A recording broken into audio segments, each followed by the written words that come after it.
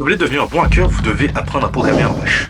Bon, rapidement, c'est quoi Bash? Si vous utilisez un système d'exploitation Linux, vous pouvez accéder à un terminal. Sur terminal, vous pouvez lancer des lignes de commande. Ces lignes de commande sont écrites en Bash. Ainsi, un script Bash est un ensemble de lignes de commande qui vous permettront de réaliser une action ou de résoudre un problème. En tant que hacker, pourquoi vous devez apprendre à programmer et surtout apprendre à programmer Bash? Première chose, pourquoi apprendre à programmer en tant que hacker? Tout simplement parce que le métier de pentester est un métier en informatique qui est très technique et que la programmation, c'est la base de l'informatique. Si vous ne savez pas programmer, on va un peu vous juger quand même. Second point, programmer va vous permettre de gagner du temps. Programmer vous permet d'automatiser des actions. Si par exemple en tant que pentester, vous réalisez plusieurs fois une reconnaissance sur plusieurs cibles, ce serait beaucoup plus simple d'automatiser cette reconnaissance en créant un script Bash. Troisième point, Bash est un langage de programmation très simple à apprendre, vraiment très simple et très portable. Donc maintenant que nous savons que vous devez apprendre le langage de programmation Bash, je vais vous expliquer les bases de ce langage de programmation. Allons-y tout de suite, let's go. Bash est vraiment un langage incroyable. Première chose, vous devez connaître les commandes de base. On a par exemple PWD. PWD permet de connaître le répertoire courant, donc le répertoire où se trouve le terminal qu'on vient d'ouvrir. Ensuite, on peut changer de répertoire en utilisant CD pour Change Directory. Si j'écris CD : je vais retourner sur le répertoire précédent. Ici, le répertoire précédent, c'est User. On se trouve dans le répertoire Linux-Story. Nous nous retrouvons maintenant sur User. Si j'écris PWD, chez User. Parfait. Ensuite, je fais CD Linux-Story pour retourner dans le répertoire Linux-Story. Ensuite, on a la commande echo. La commande echo permet d'écrire une chaîne de caractères dans le terminal courant. Par exemple, je vais écrire salutation et il va m'envoyer salutation. Pour pouvoir créer un script, on va utiliser la commande touch. La commande touch permet de créer un fichier. Touch demo.sh, on fait ls, et vous pouvez voir demo.sh juste ici. ls, ce que c'est une commande qui permet de lister les fichiers et les documents qui se trouvent dans le répertoire courant. Donc on a ici demo.sh. Comment modifier ce demo.sh? Vous pouvez le modifier directement dans le terminal, et ça, c'est incroyable. Pour ce faire, on peut utiliser nano, qui est une commande qui est disponible dans la grande majorité des systèmes Linux. Nano demo.sh. Et là, on va écrire, par exemple, echo salutation mon pote. Voilà. Ensuite, on va faire CTRL X.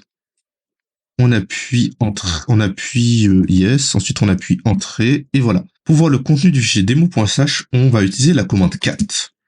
Demo.sh, echo salutation. Maintenant, on va exécuter demo.sh. Avant d'exécuter demo.sh, on a une petite manipulation à faire. On va utiliser la commande chmod. Chmod, c'est une commande qui permet de donner des droits à certains fichiers. On va écrire chmod plus x et on va mettre le nom du fichier, donc demo.sh. Ensuite, on appelle demo.sh pour appeler un fichier bash. C'est aussi simple que ça. Salutations mon pote. C'est parfait. Bon, maintenant on va modifier notre fichier demo.sh pour que ce soit quelque chose d'un peu plus beau. Pour ce faire, je ne vais pas utiliser nano, je vais utiliser vim. Voilà. On va modifier notre fichier demo.sh pour qu'il soit un peu plus intéressant. J'appuie sur la touche I pour passer en mode insertion. Dans le mode insertion, je peux ajouter du texte. Et là, je vais rajouter le shebang. C'est une chaîne de caractères que vous allez rajouter à votre fichier pour donner une information au terminal. Cette information que vous allez lui donner, c'est le type d'interpréteur à utiliser pour interpréter le script. Donc ici, c'est un fichier bash. Donc on va mettre un shebang bash. Donc pour écrire un shebang, il faut commencer par le dièse, ensuite le point d'exclamation, et ensuite vous mettez l'interpréteur que vous voulez utiliser. Moi, je souhaite utiliser l'interpréteur binbash. Par défaut, il utilisera toujours l'interpréteur binbash. C'est pour ça que je n'ai pas mis le shebang juste avant. Mais il est conseillé de mettre le shebang. Par exemple, si vous faites un script Python, vous allez mettre le path vers l'interpréteur Python. Ensuite, j'appuie sur échappe, j'appuie sur 2 points, puis sur X pour enregistrer le fichier. Et là, je vais faire demo.sh et salutations mon pote. Comme tout langage de programmation, nous pouvons définir des variables. Alors, pour ce faire en bash, vous devez mettre le nom de la variable, ensuite égal, et ensuite le contenu de la variable. Ici, ça va être le prénom John. Comment utiliser cette variable? Donc, pour ce faire, on va appeler John en utilisant le signe $. On enregistre, on exécute le script, et comme vous pouvez le voir, ce script utilise John. Ok, là on a vu la base de la base, mais est-ce qu'on peut aller plus loin? Est-ce qu'on peut faire des choses encore plus incroyables? La réponse est oui. Maintenant, on va passer au bloc if. Dans toutes les langages de programmation, on a toujours des conditions. Et là, on va savoir comment le faire en bash. Alors, pour commencer, on va utiliser if. Comme toujours, dans chaque programme de programmation, on a toujours un if. Sauf que là, on va utiliser des crochets et non pas des parenthèses, comme par exemple dans d'autres langages de programmation, comme par exemple le C, le pire langage de programmation au monde. Alors, on ouvre et on ferme les crochets. À l'intérieur des crochets, on va mettre la condition du if. Donc ici, je vais mettre un "-f". "-f" permet de... Le "-f", en gros, c'est la condition est-ce que le fichier existe. Ensuite, on met le fichier dont on veut vérifier l'existence. Ici, ça va être nope.txt, qui est un fichier qui n'existe pas. Voilà. Donc le but sera de vérifier si ce qui est écrit dans le else va apparaître. Donc là, pour commencer, j'ai mis un zen. Après le zen, en fait, on est censé écrire les commandes qui vont s'activer quand le fichier existe. Donc ici, on va mettre le fichier existe, tout simplement, voilà. Ensuite, on met un else, et là, ça va être la seconde action, l'action quand le fichier n'existe pas. Echo, le fichier n'existe pas. Ensuite, on ferme le bloc if avec un fi, très important. Et maintenant, nous avons notre bloc if qui est complet. Alors, on enregistre, comme toujours, CTRL-S, et on lance le script. Alors, ce script utilise John, le fichier n'existe pas. Le fichier n'existe pas, hein, au cas où. Voilà, je vous le dis. Donc, c'est parfait. Alors, on fait un petit CTRL-L pour vider un peu le terminal, pour que ce soit un peu plus beau. Il y a autre chose dans un langage de programmation qui est primordial après les conditions if, c'est les boucles. Là, je vais vous montrer comment lister les fichiers du répertoire courant. Donc en gros, on va faire une boucle qui fait la même chose que la commande ls. C'est parti. Pour vous présenter les boucles, je vais uniquement vous parler des boucles for. Pour créer une boucle for, on va commencer par le mot-clé for. Puis ensuite, vous allez mettre la variable qui va itérer dans la boucle. Donc la variable sera file.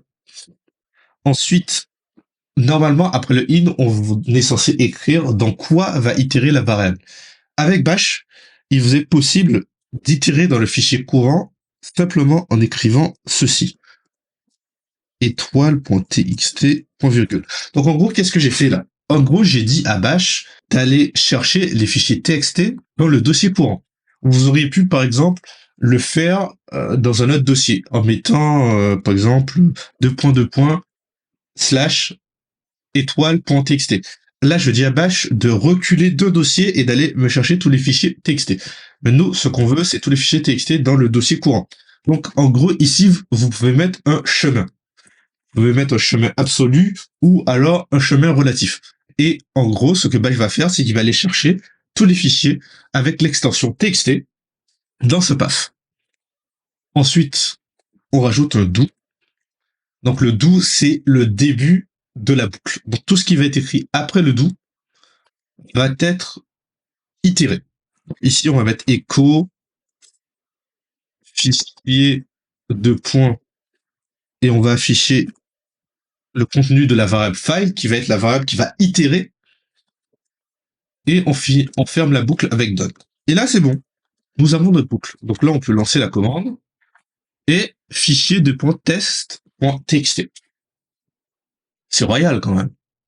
Avouez-le. Non, mais c'est royal.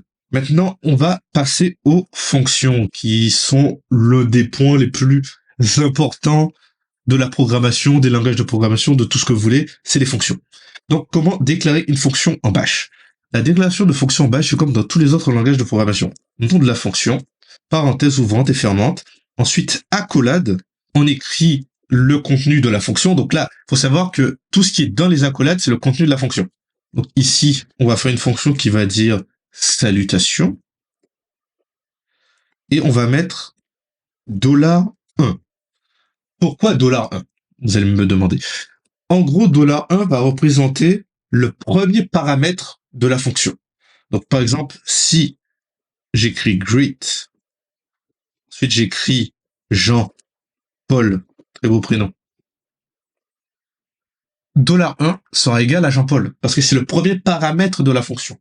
S'il y avait 2 paramètres, on aurait mis virgule $2, et j'aurais mis ici, à côté de Jean-Paul, Bernard.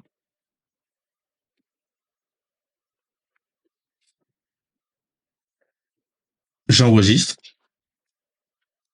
je lance. Et comme vous pouvez le voir, salutations Jean-Paul, Bernard. Tout simplement. C'est aussi simple que ça, Bash. Et c'est vraiment surpuissant. Merci d'avoir regardé cette vidéo. Si vous avez aimé, laissez un like. N'oubliez pas de vous abonner. Salut.